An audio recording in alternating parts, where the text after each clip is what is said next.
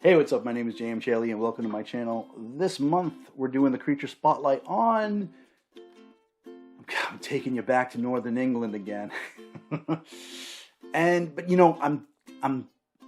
reason I wanted to cover this creature is because, and why didn't I do this sooner? I have one in the Unlife of Lisa Cooper. There's one of these things in the Unlife of Lisa Cooper, and I want to tell you all about them. What are they? I haven't even said what it's about yet. Barghests. Yeah, Barghests is the topic for this month's Creature Spotlight. So Barghests are these big giant dogs. Sometimes they're bears, always black, giant. Sometimes they're spectral, like ghost-like or smoke-like. They're always described with giant fangs, wicked claws, huge eyes. Sometimes they're referred to as goblin dogs or fey dogs. Whatever variant folklore they have, they're almost always associated with death. If you see one, it's supposed to be a sign that you're going to die. If someone has died and they're out and about howling over this death of whoever, and you come across its path, then you'll die. It basically always results in dying. It's associated with death. Whether it's a solid animal that you can touch or a spectral type thing like a ghost, that's the one thing that's consistent. The Barghest is an omen of death. So when we think about the name Barghest, it's important to note its origins because they were in Northern England, and that's where the Saxons came, right? We have mentioned this before. We ran into this when I was talking about the Boggarts.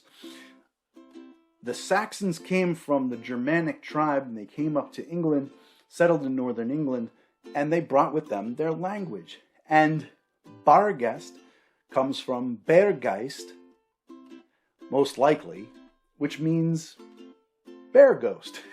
And a lot of early legends depicted the Barghests mostly as bears, but over time they evolved more as dogs, because I think that was the usual fare in Northern England. Dogs were ever around, and that was a stronger connection to the folklore. Usually they were depicted or described as big hounds or mastiffs.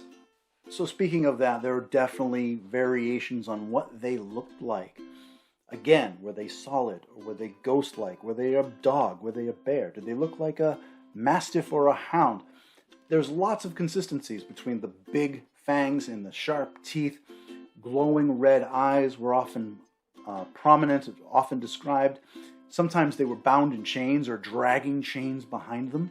They were often described as leading a funeral procession if someone in the village had died. Sometimes a Barghest would be seen flanked by village dogs or local dogs behind them, and they run through the town heralding the death of whoever.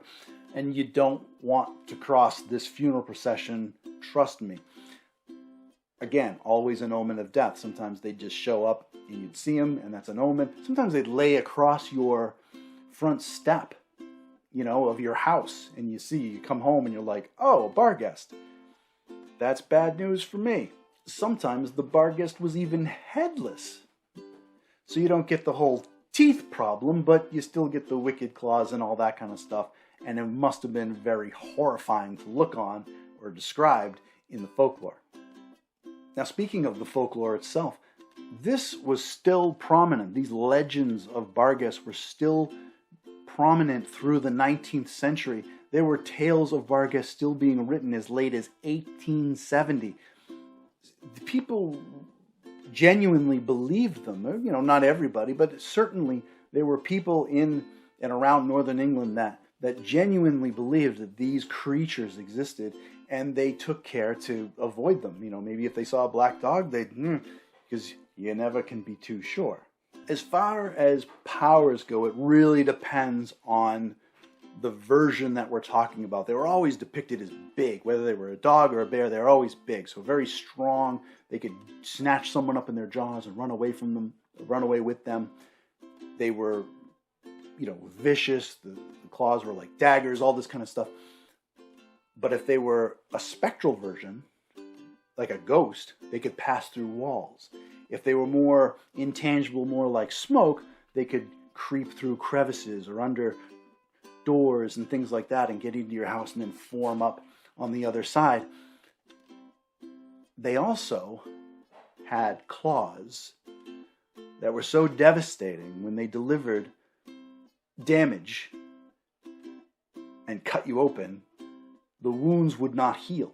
So you'd eventually bleed out. So that you couldn't stitch them up, you couldn't bandage them, nothing. You would just keep on bleeding. And that was probably the most devastating and deadly attack that the Barghest had.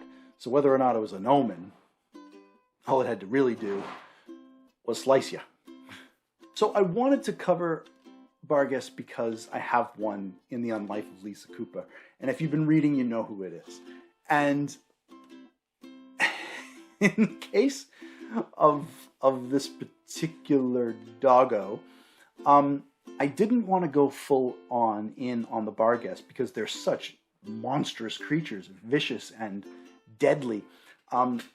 So what I've got is a half Barghest. The other half is a Neapolitan Mastiff, big black Mastiff giant. So it's half Neapolitan Mastiff, half Barghest. So I get a little bit of the supernatural with, a wagging dog, friendly type thing. So I get to have my cake and eat it too. Hey, I wanted Lisa to have a dog companion. What can I say? But the other thing about Creature Spotlight is I always try to showcase creatures or beasties or whatever that aren't represented enough or even accurately or what have you in fantasy fiction. In the case of the Barghest, we do get some good representation in fantasy fiction, I feel. It's kind of like when I covered werewolves. I have werewolves in the Unlife of Lisa Cooper, so I want to talk about them. When I covered vampires, of course I have vampires in the Unlife of Lisa Cooper, so I covered them. Barghests, yes, lots of fantasy fiction out there with Barghests. But, I got one in the series, so I want to talk about it. But let's talk about some of the other Barghests that are out there in fantasy fiction. Just to name a few, there's one in Neil Gaiman's short story, Black Dog. I haven't read that one, but that's out there. There is the Ink and Sigil series by Kevin Hearn, in which Barghests are these hounds that will hunt you down. You have to rent them or lease them from Fey lords who own them, and they'll hunt down whoever you want for you and do whatever you want to them. Of course, in The Witcher, there's Barghests. There's Barghests in Dungeons and Dragons. And honestly, in Harry Potter, in The Prisoner of Azkaban, the Grimm ticks all the boxes for what, of course, Padfoot wasn't, Sirius Black wasn't a Barghest, but what they thought was the Grimm was a Barghest, in my opinion. Omen of death, smoky, body and all this kind of stuff. Black, vicious dog that kills you, right? All ticks all the boxes. As far as I'm concerned, I think the Grimm was a nod towards the Barghest in the Harry Potter Prisoner of Azkaban. So there you go. Barghests. If you want to check out some fun doggo action with some supernatural flair, The Unlife of Lisa Cooper has a half Barghest for you. But I wanted to cover the critter because I thought it was pretty cool. So that about wraps it up on Barghests. I hope you enjoyed it. I'm running out of things to say. I can hear my wife and son talking upstairs, so it's really distracting me right now. But if you want to follow me on social media, you can follow me on Facebook, Twitter, Instagram, and TikTok. Still saying that, TikTok. Check out The Unlife of Lisa Cooper, of course. Check out The Wicked Wound of Whitney Hill on Amazon. That's my short story, available for 99 cents. You can go to jmchaley.com and check out my other content, art, and sign up for my newsletter. And what else do I have going on? I think that's it for now. Thanks for watching, and I'll see you next time.